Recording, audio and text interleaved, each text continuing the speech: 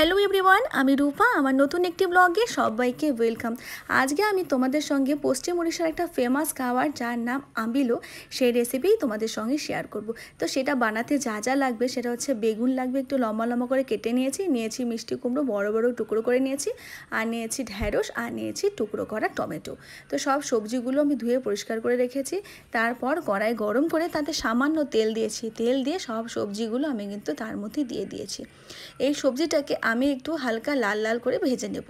তো চলো, সবজিটাকে তো আমি এখন নাড়াচাড়া করে দিচ্ছি। এখন আমি এর মধ্যে দিয়ে দেবো একটু স্বাদ মতো নুন, আর দেবো একটুখানি হলুদ। তো এই হলুদ আর নুন দেওয়ার পর এটাকে আমি একটু নাড়াচাড়া করে ও 2-1 মিনিটের মতো এটাকে আমি ভাজতে দেবো। একটু সামান্য লাল লাল হয়ে এলে আমার ভাজাটা হয়ে যাবে।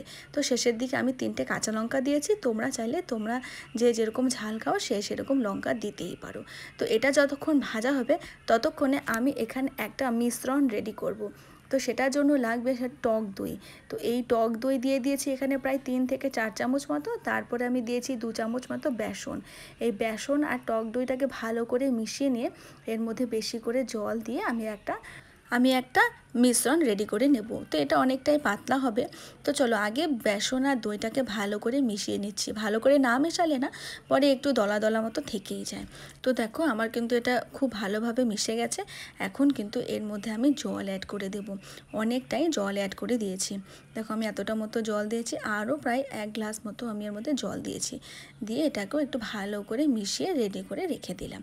আর এদিকে দেখো, আমি যে ভাজাটা ভাজতে দিয়েছিলাম সেটা কিন্তু খুব সুন্দর ভাজা হয়ে গেছে, একদম সুন্দর করে লাল লাল ভাজা হয়ে গেছে। আর এই যে মিশ্রণটা রেডি করেছিলাম সেটা কিন্তু সবজিটার মধ্যে আমি ঢেলে দিলাম। ঢেলে দিয়ে একটু নাড়াচাড়া করে নিচ্ছি। আর এর মধ্যে আমি এখন অ্যাড করে দেবো স্বাদ মতো নুন, কারণ এত জল দিয়েছি তো সেই স্বাদ মতোই তো আমাকে নুন দিতে হবে। আর দিয়েছি সামান্য একটু হলুদ। তো চলো, এই নুন হলুদ দেওয়ার পর আমি এটাকে নাড়িয়ে চাড়িয়ে নিয়ে এটাকে আমি ফুটতে দিয়ে দেবো। ততক্ষণ ফুটতে থাকুক, ততক্ষণ আমি ফোড়নের জন্য কিছু জিনিস রেডি করে নিই।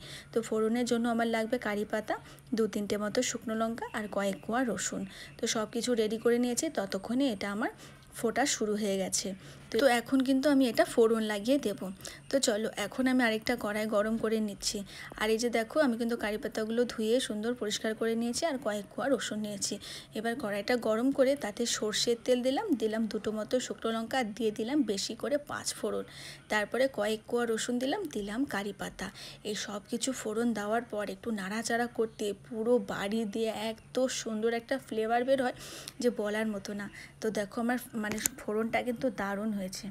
তো এখন কিন্তু আমি ফোড়নটা এর মধ্যে ছক লাগিয়ে দেব। দেখো, আমি এখন এর মধ্যে এটা ছক লাগিয়ে দেওয়ার পর এটাকে একটু নাড়াচাড়া করে নিয়ে আমি এটাকে ওই 2-4 মিনিটের জন্য সঙ্গে সঙ্গে একটু ঢেকে দেবো, কারণ ঢেকে দিলে ফ্লেভারটা ভালো আসে। খেতে কিন্তু অসাধারণ লাগবে। তোমরা একবার অবশ্যই ট্রাই করে দেখতে পারো। আজকের মতো এখানেই শেষ করছি।